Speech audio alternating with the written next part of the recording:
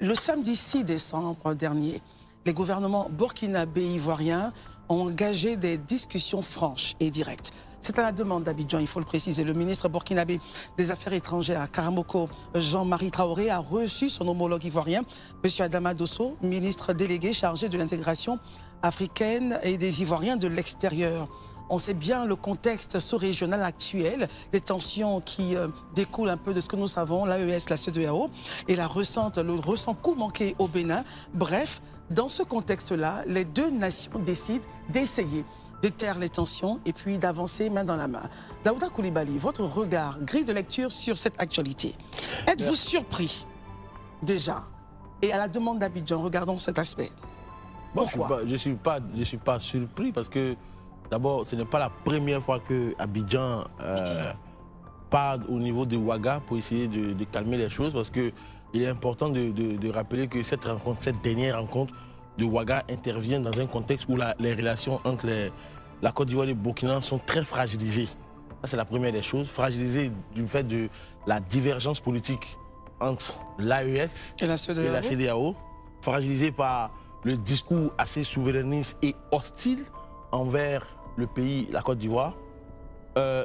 Fragilisée par les tensions sécuritaires à nos frontières. Vous rappelez que dernièrement, il y a eu comment on appelle ça, des échauffourées là-bas, mais ça s'est calmé. Et puis en fait, il y a la suspicion des deux côtés, parce que... On va dire quasi quotidienne. Hein. Pratiquement, à chaque fois, c'est le Burkina qui accuse la Côte d'Ivoire de vouloir déstabiliser. Donc dans ce paysage instable, les deux pays ont choisi de rétablir en fait un canal de discussion. Mais il y a une question existentielle qui demeure, c'est que est-ce que ce dialogue marque un tournant ou est-il seulement un geste stratégique pour calmer le jeu? Un geste stratégique de la part d'Abidjan? Donc des deux pays, oui. Est-ce qu'ils veulent apaiser la situation?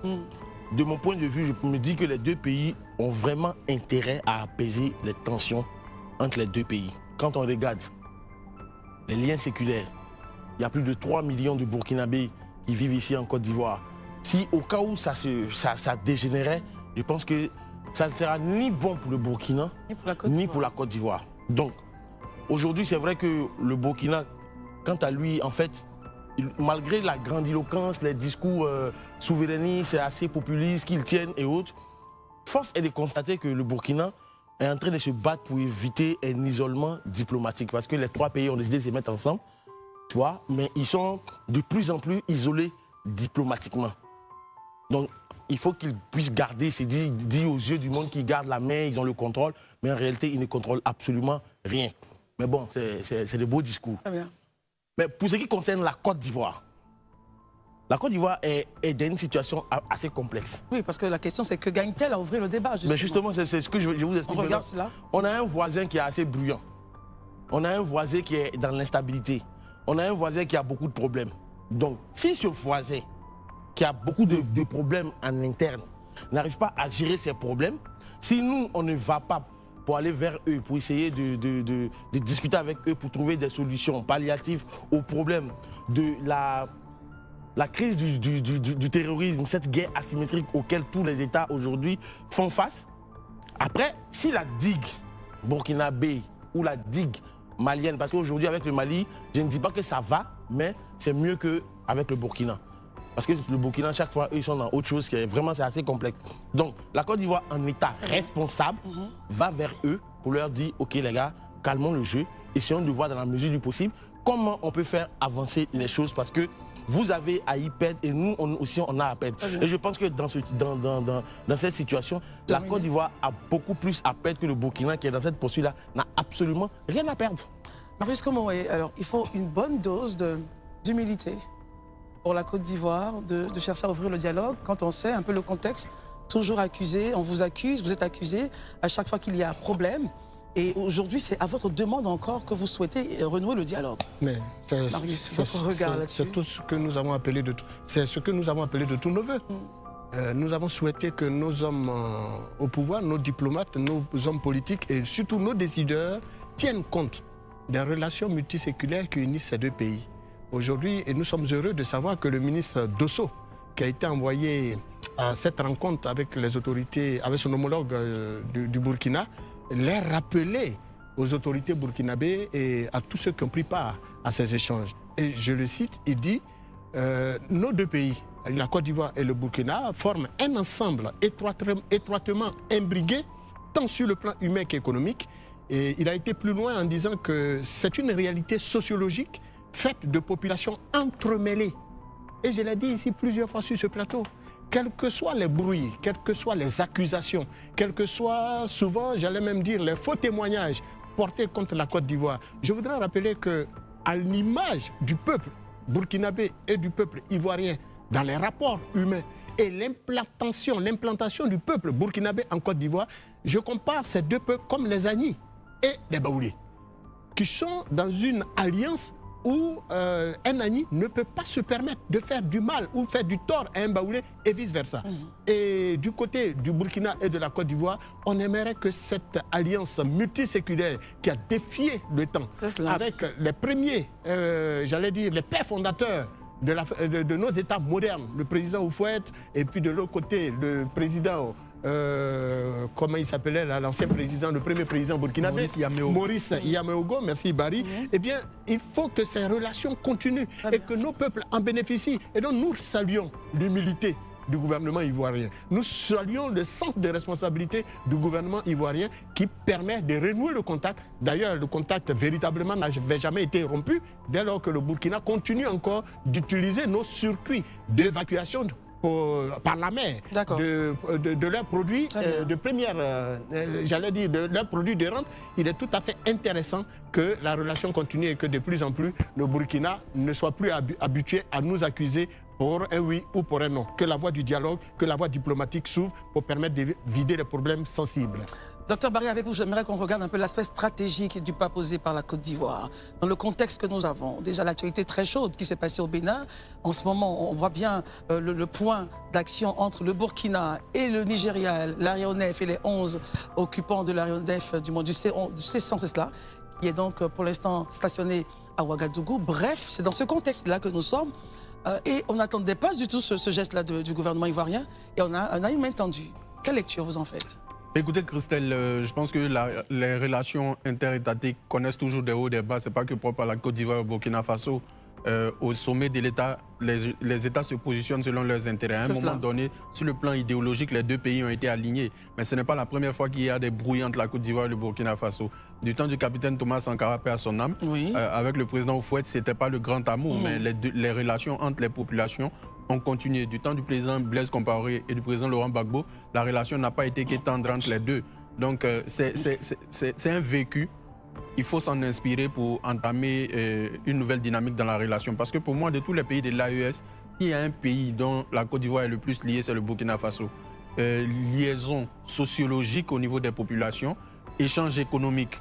Le Burkina, c'est l'un des premiers pays investisseurs en Côte d'Ivoire, vice-versa. Et aujourd'hui, les familles réparties sur les deux territoires. C'est pourquoi j'ai commencé par l'aspect sociologique. Et aujourd'hui, la sous-région, à mon avis, elle fait face à plusieurs menaces. Il y a une menace géopolitique. On ne le dit pas souvent, mais il y a certains pays, je prends l'exemple des Émirats qui sont cités comme des soutiens des régimes militaires de l'AES qui commencent à s'implanter, mais le Qatar qui est cité comme bras financier d'un certain nombre de groupes armés. Mais il y a aussi le Maroc qui fait son chemin, qui ne le dit pas, mais sur le plan stratégique, le Maroc veut détacher l'AES de la CEDEAO parce que le Maroc a construit un port à Dakhla. Dakhla, c'est dans le Sahara arabe.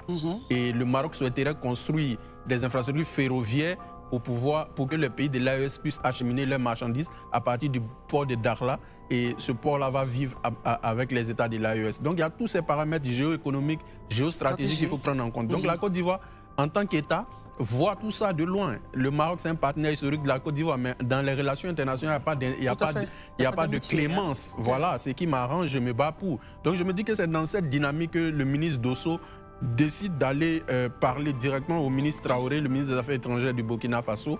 Quoi qu'il arrive, on peut se fâcher. Les relations diplomatiques ne sont pas rompues. Donc il faut fumer le calumet de la paix. Il faut à un moment donné que chacun d'eux puisse se parler. C'est ce qu'on appelle la diplomatie. Et c'est ce qui est conseiller en tant qu'État. Ce n'est pas le bavardage, ce n'est pas crier dans les rues de Ouagadougou, dans les rues d'Abidjan qui va arranger les choses. Il faut s'asseoir, il faut se parler. Les deux gouvernements peuvent se parler, ils peuvent se fâcher, ils peuvent à nouveau se parler. Je pense que c'est à ça qu'on assiste.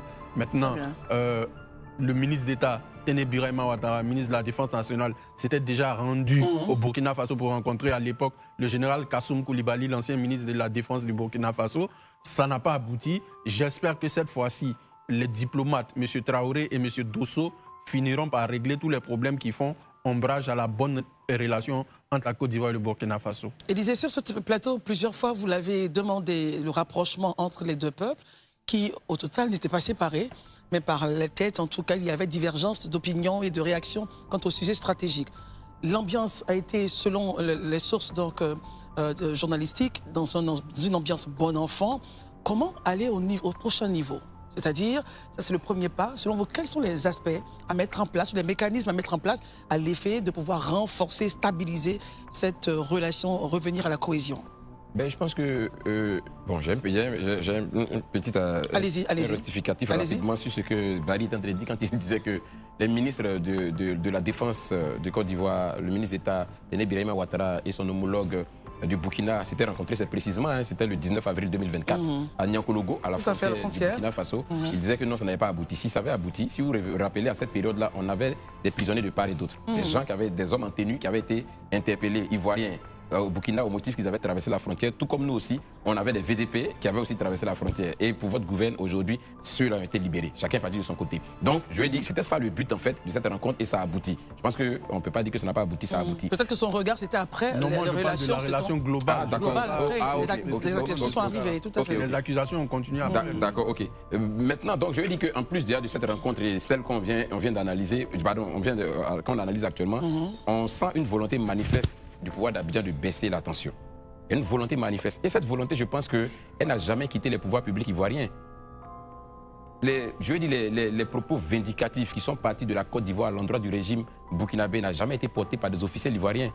Quelquefois des activistes, parfois nous-mêmes on a été... La Côte d'Ivoire officiellement n'a jamais réagi. Nous ne sommes pas très tendres sur le plateau à l'endroit de ce régime, mais les officiels ivoiriens prennent la parole comme ça et blocader le régime n'ont jamais fait. Là où celui qui incarne même l'exécutif au Burkina, en pleine caméra et en pleine interview, attaque vertement les autorités ivoiriennes.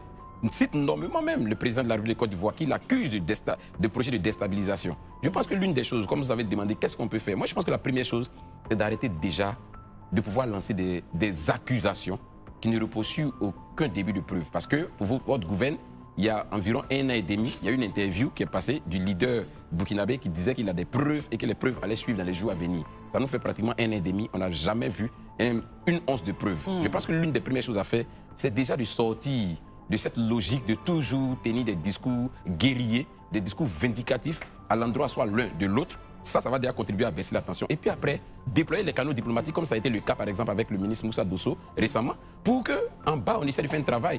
Le ministre Moussa Dosso, en tout cas, quand vous écoutez le discours, quand vous écoutez le verbatim, vous voyez que tout le sens de la volonté de la Côte d'Ivoire de vraiment briser ce mur de glace-là et puis réactiver cette relation-là qui n'aurait jamais dû s'interrompre en fait. Merci beaucoup, messieurs. Je pense que demain... Au-delà des tensions, au-delà des discours et des accusations, une vérité demeure. La Côte d'Ivoire et le Burkina Faso partagent une histoire, un espace et un destin commun. Cette main tendue, si elle est sincère et suivie d'actes, peut ouvrir une nouvelle ère de stabilité dans une sous-région déjà fragilisée. Le dialogue n'est pas un signe de faiblesse, mais une preuve de maturité politique. À présent, reste à savoir si les deux pays saisiront cette occasion pour reconstruire la confiance et avancer ensemble. Merci de nous avoir suivis. Abonnez-vous, partagez, activez la cloche pour ne rien manquer de l'actualité politique africaine.